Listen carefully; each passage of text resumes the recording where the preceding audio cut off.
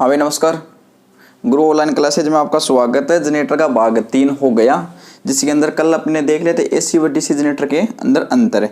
आज अब करेंगे जनरेटर का वर्गीकरण। जो वर्गीकरण थोड़ा सा बड़ा था, इसलिए मैंने टाइम को देखते हुए इसको पहले बना दिया। अब मैं समझा देता हूँ उसको कितने भागों में इसको बांटा गया है। देखो दोस्तों, अपने डीसी जनरेटर को अपने कितने भागों में बांटा गया। पहले शुरुआत के अंदर एक तो प्राइम मूवर के आधार पर इसको बांट दिया जाता है। भाई प्राइम मूवर जो आप उसको घुमाते हो ना, भाई यांत्रिक ऊर्जा के आधार पर बोल सकते हो इसको। भाई यांत्रिक ऊर्जा जो आप देते हो इसको घुमाने वाली, उसके आधार पर प्राइम मूवर की सहायता से, भाई प्राइम मूवर से यांत्रिक ऊर्जा दोगे तो इसलिए इसको प्राइम मूवर के आधार पर बांट दिया।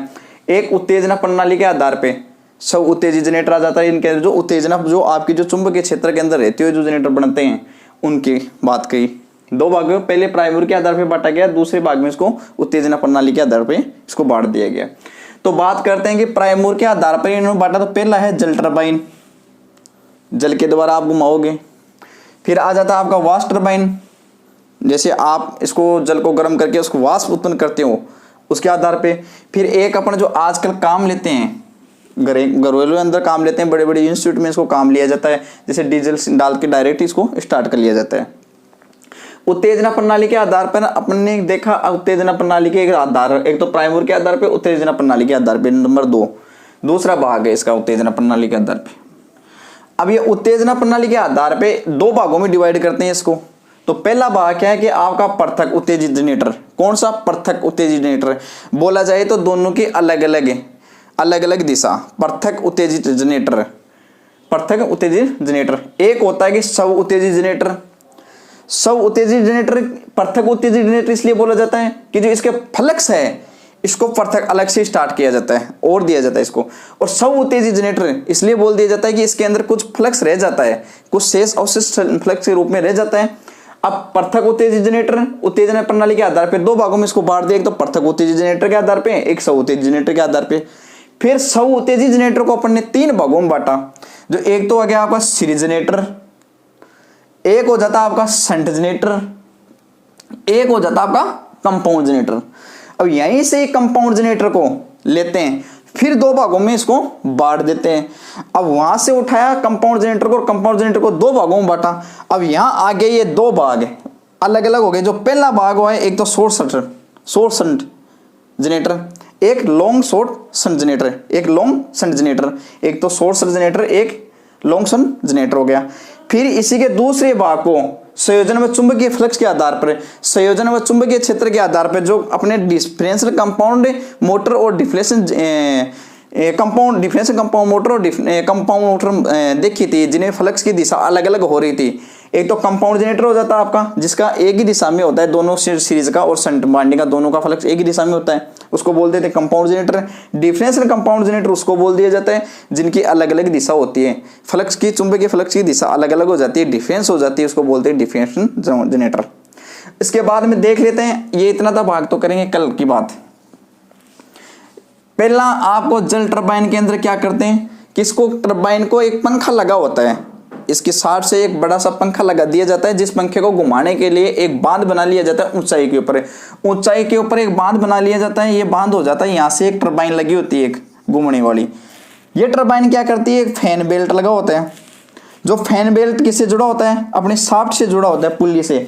जैसे ये जल इस पंखे पर गिरेगा, पंखा आपका घूमेगा, घूमने के बाद में आप फैन बेल्ट की सहायता से आपका जनरेटर घूमेगा। जनरेटर घूमने के बाद में इनमें क्या हो जाएगा, फ्लक्स उत्पन्न हो जाएगा, चुंबकीय क्षेत्र उत्पन्न हो जाएगा। इसके बाद में इसके लिए क्या करते हैं कि एक तो जल का बांध बनाते हैं, जल का बांध बनाते हैं ऊंचाई पर, बांध ऊंचाई पर, ठीक है। फिर क्या करते हैं, एक पंखा होता है, पंखा लगाया जाता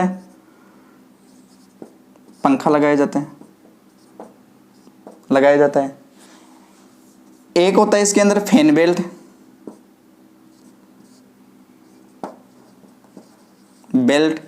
ठीक है। अब इसको घुमा लेते हैं पुल्ली के साथ, फैन बेल्ट को कनेक्ट कर दिया जाता है पुल्ली के साथ। जैसे आपकी फैन पंखे के ऊपर जल गिरेगा, ऊपर से अरे किसी चीज को ऊपर से आप गिराओगे पंखे के ऊपर, तो पंखे की जो पत्तियां हैं, जो ब्लेड है, ये घूमेगी। घूमने के बाद में क्या होगा कि इसके जो घूमने के बाद जो शाफ्ट से आपकी पुली, ये फैन बेल्ट जुड़ा हुआ है, इस पंखे से फैन बेल्ट लगा होता है, पंख फैन बेल्ट के साथ में आप शाफ्ट को लगा देते हो। जैसे आपकी शाफ्ट घूमेगी तो आपका डीसी जनरेटर भी घूम जाएगा, आर्मेचर घूर्णन कर लेगा। ठीक है, आर्मेचर घूर्णन करने के बाद में आपकी प्रक्रिया वो हो जाती है कि जनरेटर आपका चालू हो जाता है और आउटपुट में आपको आउटपुट मिल जाता है। फिर बात करते हैं वाष्प टरबाइन की। इसमें क्या करते हैं कि आप इसको वाष्प के द्वारा किया जाता है कि इसके अंदर कोयले, गन्ने की खोई, सूखी लकड़ी वगैरह, कचरा वगैरह, कागज वगैरह की एक इकट्ठा ईंधन करके इसको जल को गर्म किया जाता है। जल को गर्म करने के बाद में जो जल के अंदर जो वाष्प बनती है, उस वाष्प को प्रेशर से उस पंखे के ऊपर छोड़ा जाता है। प्रेशर से उस पंखे के ऊपर छोड़ने के बाद में क्या होता है कि वही प्रक्रिया इसमें हो रही थी, ये इसमें हो जाएगी। पंखा घूमेगा, शाफ्ट घूमेगी, घूमने के बाद में आपका ये हो जाएगी। तो एक मुख्य रूप से एक बात ध्यान रखना कि इसके अंदर जल वाष्प के अंदर ईंधन के रूप में लिया जाता है कोयला, एक तो कोयला, गन्ने की खोई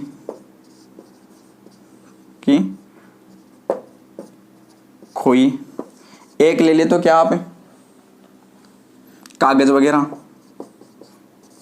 सूखी पत्ती, घास ले लेते हैं, सूखा घास। तो इनसे क्या करते हैं कि आप इसको एक अलग से एक घर बनाया जाता है, जिसके अंदर आप इसको जलाओगे, इस पानी को गर्म करोगे, पानी गर्म करने के बाद वाष्प बनेगी। वाष्प बनने के बाद में उस वाष्प को इतनी तेजी से छोड़ा जाता है उस किसवे पंखे के ऊपर, पंखे की जो शाफ्ट होती है उस पर छोड़ा जाता है। जैसे ही वो पंखे की जो ब्लेड घूमेगी, घूमने के बाद में वही प्रक्रिया फैन बेल्ट होता है, फैन बेल्ट घूमेगा, घूमने के बाद में फैन बेल्ट के साथ में आप शाफ्ट ये पुली लगा देते हो। पुली लगाने के बाद में क्या करती है, पुली घूर्णन करेगी, फिर आपका आर्मेचर भी घूर्णन कर लेगा। फिर इसके बाद हम बात करते हैं कौन से की, नंबर 3, जो प्राइमर के आधार पे, डीजल के आधार पे आपने बांट दिया। दोस्तों इसमें क्या होता है कि आपका ये डीजल चालित जनरेटर है।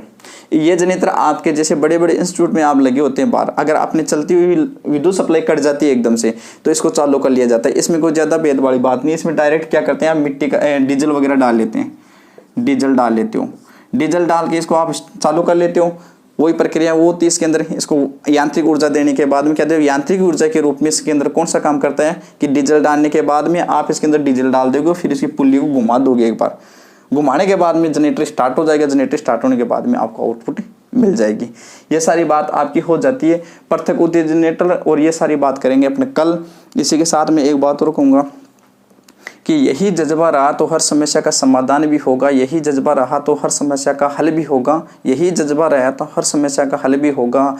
ज़मीन बंजर हुई तो क्या हुआ, ज़मीन बंजर हुई तो क्या हुआ, यहीं से जल भी निकलेगा। ना हो मायूस ना हो उदास है मेरे प्यारे दोस्त, इन्हीं काली रातों के दामन से एक सुनहरा सवेरा भी निकलेगा। इसलिए वीडियो को ज़्यादा से ज़्यादा शेयर करना है। ये आज आपको मैंने इसके भाग बता दिए गए हैं, कल इनके एक एक भागों की अपने बात करेंगे। आपका प्राइमर के आधार पर मुख्य सी बात आपको मैंने बता दी, इसके अंदर ज़्यादा कुछ नहीं पूछा जाता। वैसे इतनी बात है कि प्राइमर के आधार पे कौन कौन सी जगह इनको बांटा गया है। जल टरबाइन, वाष्प टरबाइन और डीजल टरबाइन। जल टरबाइन के अंदर जल काम में लोगे, वाष्प के अंदर आप इसको जल को वाष्प के रूप में बदल लोगे, और बदलने के लिए आप ईंधन काम में लोगे, और ऊंचाई से इसको प्रेशर के द्वारा इसको उसको पंखे के ऊपर छोड़ा जाता है वाष्प को, जिससे आपकी फैन बेल्ट घूम जाएगी। घूमने के बाद में आपकी शाफ्ट घूम जाएगी, घूमने के बाद में फिर आपका जनरेटर चालू हो जाएगा। तीसरा अपन ने किया क्या, डीजल जनरेटर। ये डीजल जनरेटर क्या करता है कि इसके अंदर आप पहले डीजल डाल देते हो, डीजल डालने के बाद में यांत्रिक ऊर्जा के रूप में इसको स्टार्ट कर लेते हो, देखिए हैंडल के द्वारा हैंडल मार लेते हो और फिर इसको देते हैं। सबसे ज़्यादा उपयोगी होता है जो अभी विद्युत सप्लाई कट जाती है बड़े बड़े इंस्टीट्यूट के अंदर, बड़े बड़े प्लांटों के अंदर इसको काम में लिया जाता है। और क्यों सुना जाता है कि बड़े बड़े प्लांटों में काम लिए जाने वाला जनरेटर, बड़े बड़े प्लांटों में काम लिए जाने वाला विद्युत कटौती की पूर्ति के लिए बड़े बड़े जनरेटर कारखानों के अंदर काम लिए जाने वाला डीजल चालित जनरेटर है। बात करेंगे कल उत्तेजित प्रणाली के आधार पे जो जनरेटर है आपके, ये सारे कल के पाठ भाग 5 के अंदर आपका आ जाएगा। आज भाग नंबर जनरेटर का 4 है। ज़्यादा बड़ा वीडियो नहीं बनाता मैं, ये छोटे छोटे वीडियो जिससे आपको देखने में भी आसानी हो और समझने में भी आसानी हो। तो आज अपने बस इतना ही देखा है कि जनरेटर के वर्गीकरण, और ये वर्गीकरण है इसको आप एक बार अपने नोट्स में बना लेना, उसके बाद में बात करेंगे कल। जय हिंद, जय भारत।